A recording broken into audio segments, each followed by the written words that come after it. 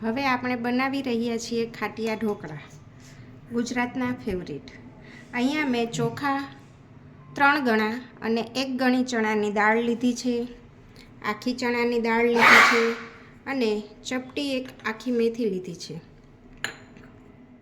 હવે અહીંયા લોટની અંદર મેં મેથી અને ચણાની દાળ ઉમેરી અને 1 વાટકો છાશ તથા બાકી બધું સાદું પાણી લઈ અને પલાળી દીધા છે ઢોકળા।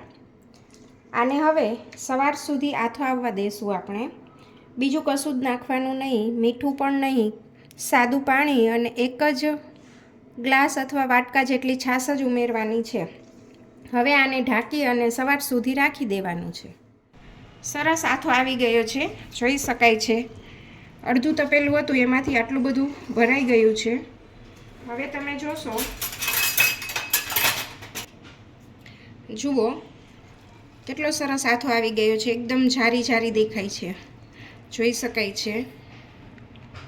એકદમ સરસ ફૂલાઈ ગયું છે, જુઓ।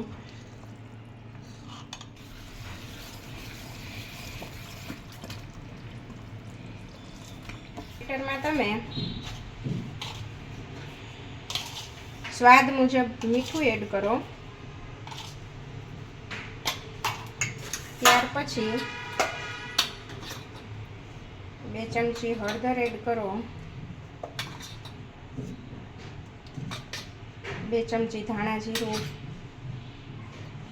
આદુ મરચી પણ તમારા ટેસ્ટ મુજબ તમે એડ કરી શકો છો। સમારેલ લીલી કોથમીર છે, ધોઈને કોથમીર એડ કરવાની,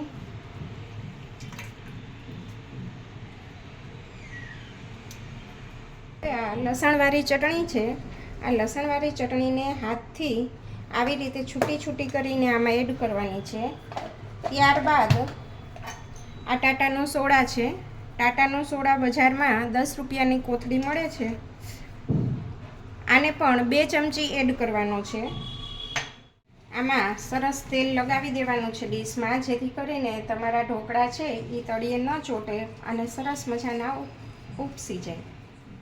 આ ટ્રેમાં પણ સરસ મજાનું આપણે તેલ લગાવી દઈશું, જેથી કરીને ઢોકળા ઉખડવામાં વાર ન લાગે।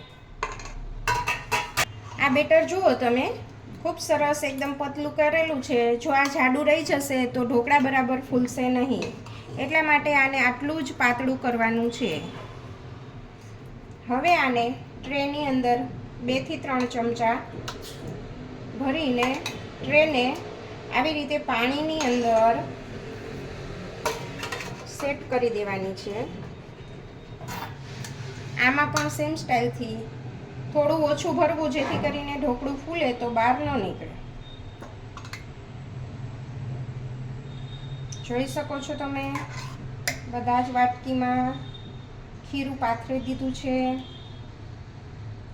એને પણ આની ઉપર સરસ સેટ કરીને રાખી દેવાનું છે। નીચે પાણી ભરેલું છે એટલે સ્ટીમ વડે જ આ ઢોકળા બફાઈ જશે। હવે એનું ઢાંકણું ઉપરથી પેક કરી દો અને ગેસને ફૂલ કરી દો। જુઓ, સરસ ફૂલીને ઉપર આવી ગયા છે, તમે પણ જોઈ શકો છો। હવે ગેસ ધીમો કરી કપડાથી લઈ લેવાના છે। ચટણી એડ કરેલ છે, તમને પણ ઈચ્છા હોય તો તમે એડ કરી શકો છો।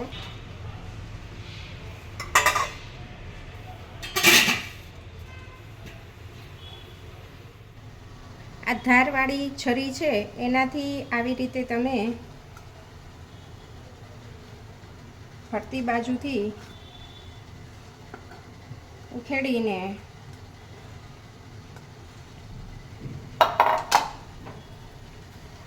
ઢોકળા સાથે ખાવા મેં ચટણી બનાવેલ છે।